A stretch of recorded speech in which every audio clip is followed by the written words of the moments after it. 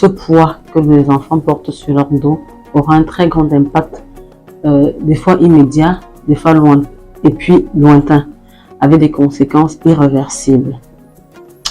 Immédiat, nous pouvons avoir des formations de la colonne vertébrale immédiatement. Et qu'au courant de l'année, les enfants font ce qu'on appelle les scolioses.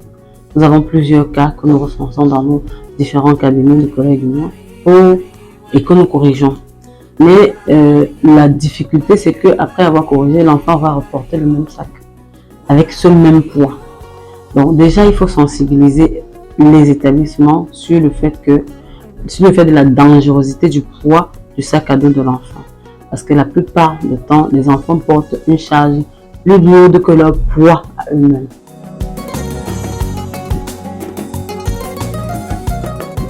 Au-delà de la scoliose, ces enfants, en grandissant, peuvent développer très rapidement ce qu'on appelle les arthroses lombaires, les arthroses rachidiennes. Donc ça peut être du cou, ça peut être du bas du dos, ça peut être intermédiaire entre le bas du dos, c'est-à-dire on appelle la région dorso-lombaire. Donc en fonction de ces pathologies-là, ces enfants adultes développeront beaucoup de problèmes. Des enfants qui ne vont pas avoir une longue carrière dans le travail, parce que lorsque le dos, qui est la statique du corps humain, est affecté, c'est tout le corps humain qui en prend un coup. Quand la colonne vertébrale est affectée, la hanche va en prendre un coup, le genou, la cheville, et ce sera une vie de douleur. Donc, j'ai comme pour habitude de dire, les enfants qui souffrent assez tôt des problèmes rachidiens, ce sont les futurs retraités. C'est les enfants qui auront fait une belle carrière. Encore plus grave chez les filles qui vont faire des enfants, dont les grossesses seront handicapantes.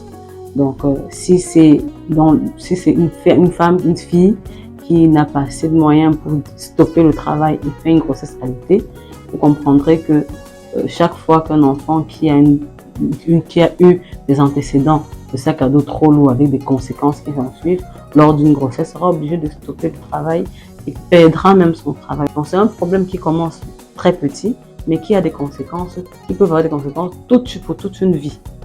Donc, c'est vraiment un problème épineux qu'on devrait prendre vraiment à bras le corps pour sensibiliser davantage, pour lutter comme vous faites, vous qui venez vers nous pour poser des questions, parce que justement, vous voyez, chaque parent prend le temps de voir aujourd'hui comment de plus en plus le sac des enfants grandissent et que ça devient un réel problème. Il y a la qualité de choix des sacs qui est aussi important, parce que le tout, ce n'est pas seulement la charge de l'autre, mais également la qualité du choix du sac. Et apprendre, éduquer les enfants à comment porter ces sacs.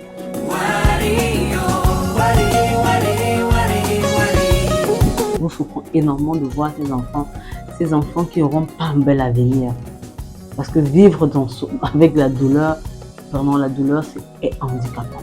La douleur est vraiment handicapante. Vivre avec la douleur n'est pas agréable du tout. Donc quand on pense que ces enfants-là auront une vie avec beaucoup de difficultés, avec beaucoup de souffrance, avec beaucoup de douleur, c'est très gênant, ça fait très mal. Parce que nous aussi, nous sommes parents. Donc, nous évitons ça pour nos enfants.